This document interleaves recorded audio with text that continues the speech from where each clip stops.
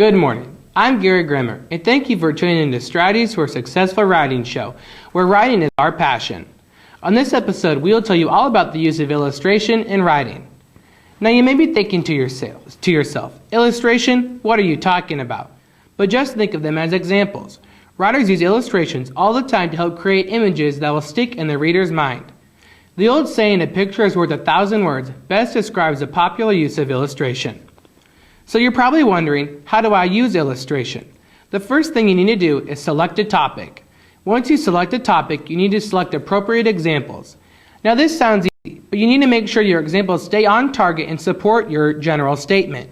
You need to make sure that your examples are clear and vivid so the readers know exactly what you are trying to say. The next thing you need to do is make sure you have enough examples.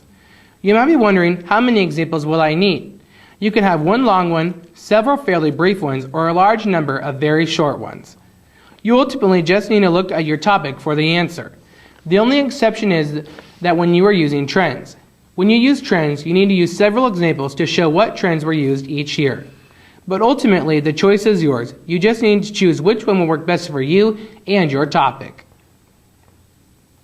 Perhaps the most important thing to do is organize your examples.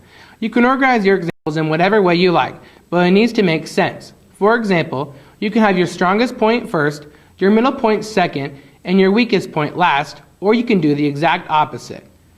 When dealing with large numbers of examples, think about grouping them into categories and then organizing your categories into a suitable order.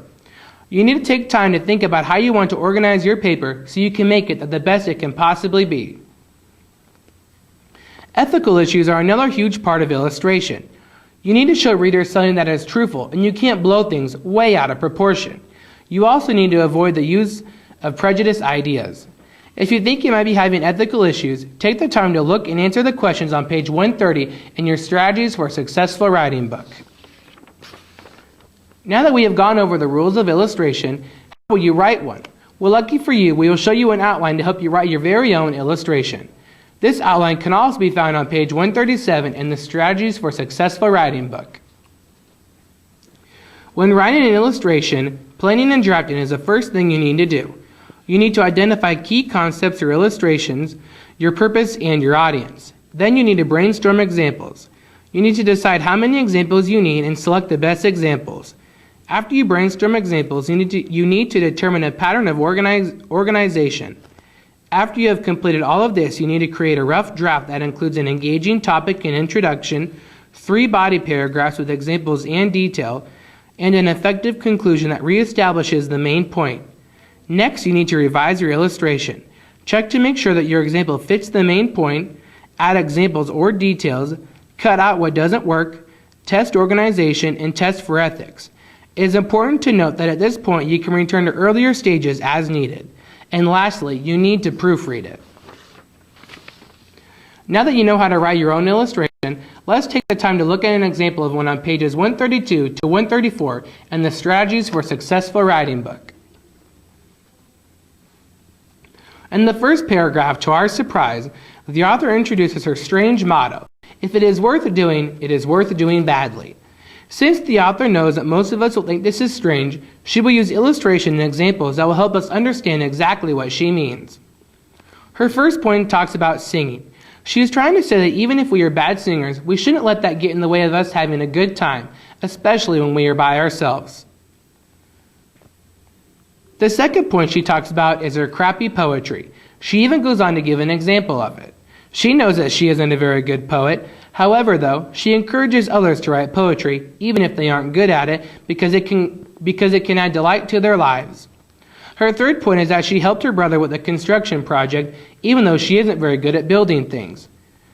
She knows that if she hadn't have helped her brother, it would have been more work on him. And the last point she illustrates is when a hiker performs a Heimlich maneuver to save another hiker's life. Although the hiker didn't know CPR or the Heimlich maneuver, his efforts still helped save the other hiker's life. In conclusion to her illustration, the author explains her point that you don't have to be an expert to do something you enjoy, which goes with her life motto: if it is worth doing, it is worth doing badly.